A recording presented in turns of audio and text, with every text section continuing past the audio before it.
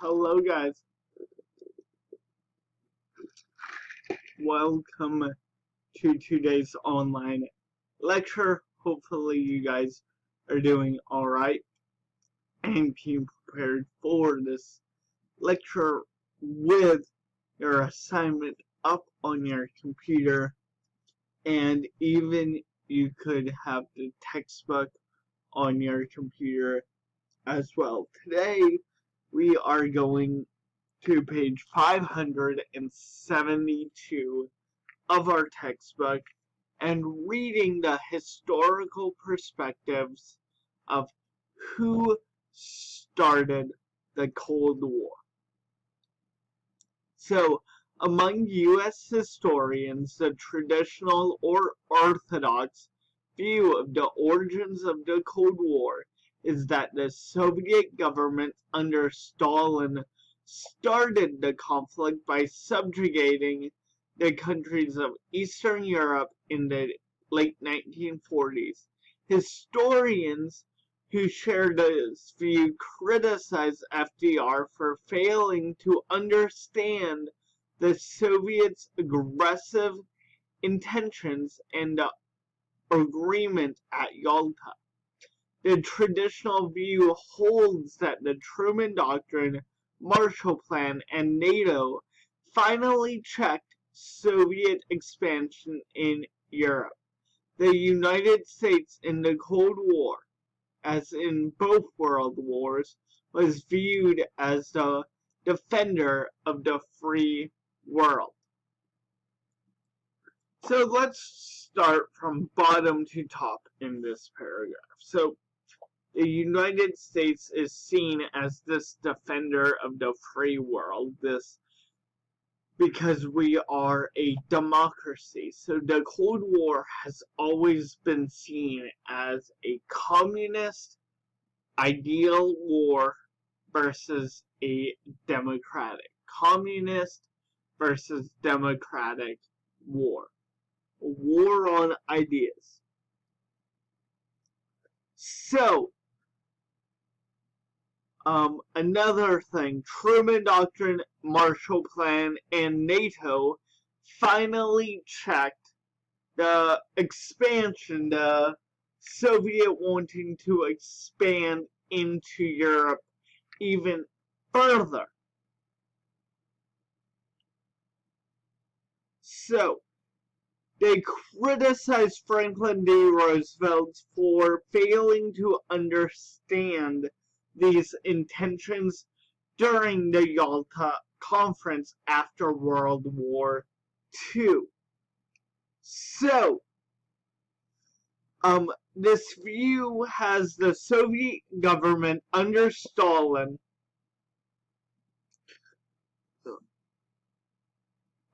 starting this conflict by subjugating European countries into this war on ideas and principles and this free world concept that the United States believed in. Let's continue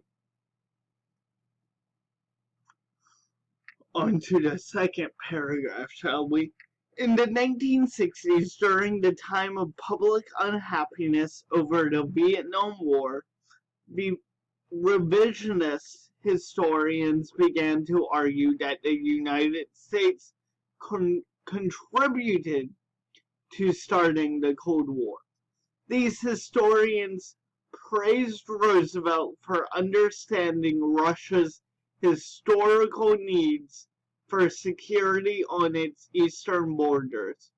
On the other hand, they blamed Truman for antagonizing the Soviets with his blunt challenges of the actions of Poland and Bulgarians.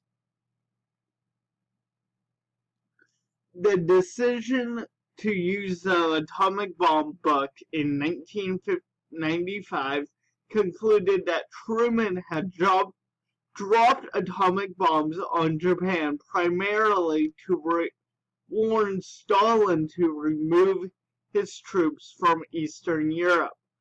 Other revisionists have also argued that the U.S. capitalism's needs for open markets in Europe and Asia was the main reason for the U.S. government's anti-communist policies.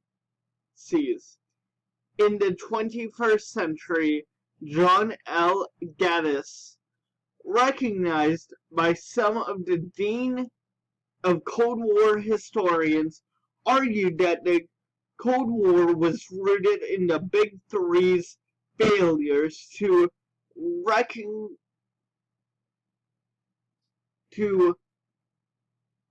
recognize divergent political objectives even as they pursued a common military task during World War II. So this person was, in the last paragraph, they were arguing that America was largely to blame for the Cold War. In this paragraph, it says we were both equally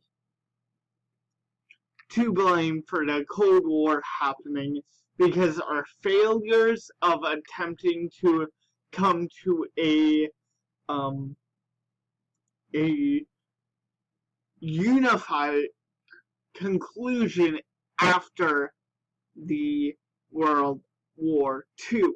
Gaddis suggested that objective observers would not have expected a different outcome given the great power rivalries are the normal pattern in history.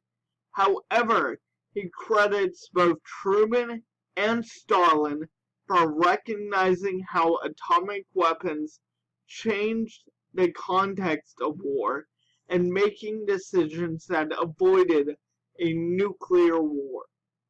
Gaddis concluded that the most important aspect of the Cold War is what did not happen, a nuclear holocaust. Because remember, in World War II, we did drop some atomic bombs in Japan. And dropping atomic bombs is seen as mutual destruction these days. So he is very glad that the United States did not drop atomic bombs. So that's it. Your assignment is on Google Classroom. It asks, why the United States was to blame? Why did the Soviet Union was to blame? And why did both contribute to the Cold War?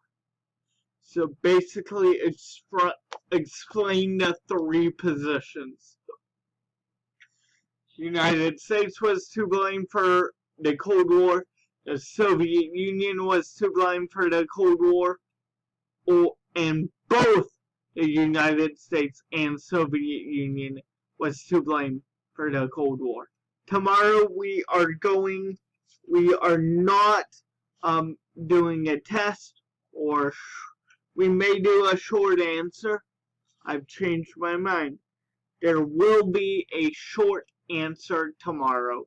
And on Saturday, you guys, we will jump right into the Eisenhower years with a quick introduction, and then Sunday off, and next week we'll continue on the Eisenhower years, chapter 27.